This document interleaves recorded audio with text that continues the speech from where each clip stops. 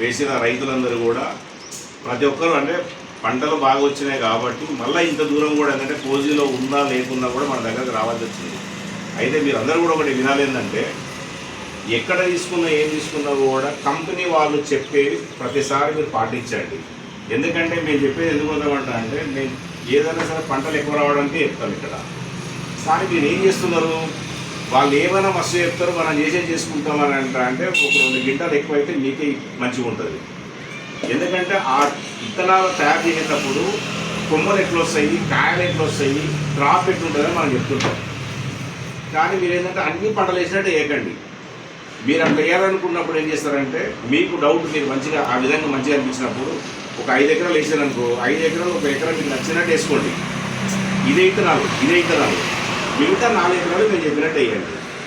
Next time అనేది ఏంటంటే ఆ ఎకరా కరెక్ట్గా నేను చెప్పినట్టు పంట కంటే తక్కువ వచ్చిందనుకో ఎక్కువ వచ్చిందనుకో అట్లే మీరు ఫాలో కండి. నాకు కూడా తప్పని నేను ఒప్పుకుంటా.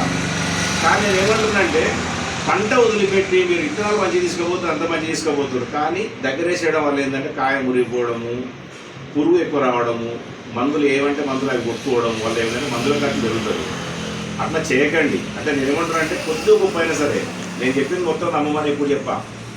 5 ఎకరాల్లో 1 ఎకరా నీకు నచ్చినట్టు చేయండి. మీకు తెలుస్తుంది, అంటే మీకు స్వతహాగా తెలుస్తుంది. మిగతా 4 ఎకరాలు నేను చెప్పినట్టు చేయండి.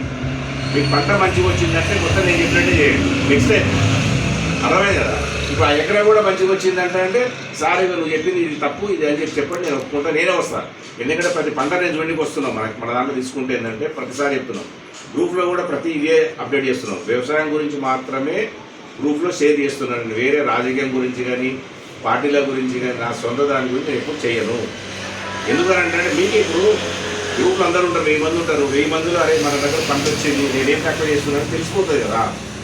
అట్లాగనే రావాలా. ఓకేనా?